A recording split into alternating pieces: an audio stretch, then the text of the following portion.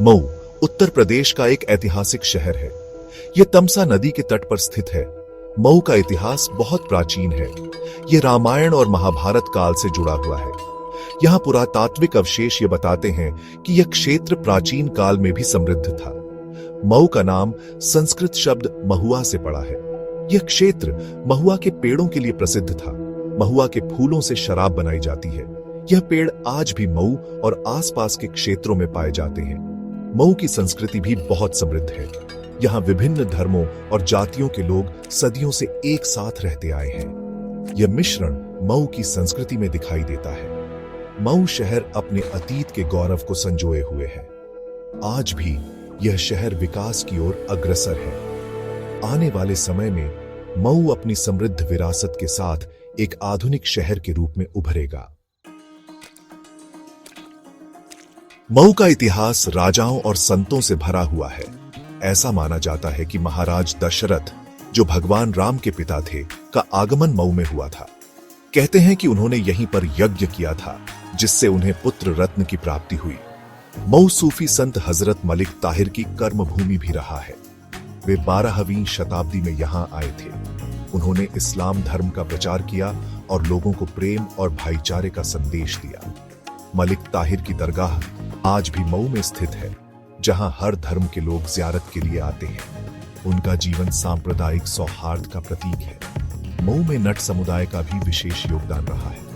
नट अपनी कला और कौशल के लिए जाने जाते थे। वे अच्छे जादूगर, बाजीगर और कलाकार होते थे। मुगल काल मऊ के लिए एक महत्वपूर्ण समय था। इस दौरान मऊ में कला, संस्कृति और वास्तुकला का काफी विकास हुआ। मुगल शासक अकबर ने मऊ को अपने राज्य में शामिल किया। मुगल बादशाह शाहजहां की पुत्री जहांआरा बेगम ने मऊ में कई इमारतों का निर्माण करवाया। उनमें से एक प्रसिद्ध इमारत जहांआरा मस्जिद है। यह मस्जिद अपनी खूबसूरती और भव्यता के लिए प्रसिद्ध है। मुगल काल में मऊ में फारसी और उर्दू भाषा का प्रभाव बढ़ा। इन भाषाओं का प्रयोग शासन और साहित्य में होने लगा। इससे मऊ की संस्कृति में एक नया रंग जुड़ा। मुगल शासन के दौरान मऊ एक महत्वपूर्ण व्यापारिक केंद्र के रूप में भी उभरा। यहां से सूती कपड़े, नील और अन्य वस्तुओं का व्यापार होता था। Section 4, the dawn of independence and industrial growth. 1857 के प्रथम स्वतंत्रता संग्राम में मऊ के लोगों ने बढ़ चढ़कर हिस्सा लिया। इसके बाद मऊ ब्रिटिश शासन के अधीन आ गया। स्वतंत्रता के बाद मऊ उत्तर प्रदेश राज्य का हिस्सा बन गया। स्वतंत्रता के बाद मऊ में औद्योगिक विकास की शुरुआत हुई। यहाँ चीनी मिल, कपड़ा मिल और अन्य उद्योग स्थापित हुए। इससे रोजगार के अवसर बढ़े और मऊ की आर्थिक स्थिति में सुधार हुआ। श्री कल्पनाथ राय ने मऊ के औद्योगिक विकास में महत्वपूर्ण भूमिका निभाई। उन्होंने कई उद्योगों की स्थापना की और मऊ को एक प्रमुख औद्योगिक केंद्र बनाने में योगदान दिया। आज मऊ एक विकासशील शहर है। यहाँ शिक्षा, स्वास्थ्य और अन्य सुविधाओं का विस्तार हो रहा है। मऊ के लोगों को अपने उज्जवल भविष्य की उम्मीद है। Section 5, cultural heritage, a blend of traditions. Mau की संस्कृति विभिन्न धर्मों और संस्कृतियों का मिश्रण है। यहाँ हिंदू, मुस्लिम, सिख, ईसाई सभी धर्मों के लोग रहते हैं। सभी त्योहार मिलजुल कर मनाते हैं। मऊ में कई प्रसिद्ध मंदिर, मस्जिद और गुरुद्वारे हैं। यहाँ का मेला भी बहुत प्रसिद्ध है। इस मेले में दूर दूर से लोग आते हैं। मऊ के लोगों का रहन सहन भी बहुत सरल और मिलनसार है।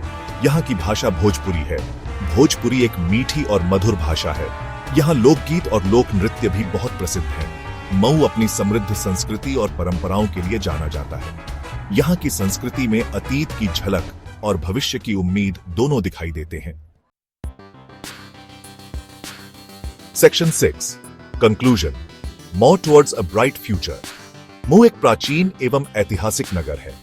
इस नगर ने समय के साथ कई उतार चढ़ाव देखे हैं, लेकिन अपनी समृद्ध विरासत और संस्कृति को यह नगर हमेशा संजोए रखा है। आज मऊ विकास की राह पर अग्रसर है।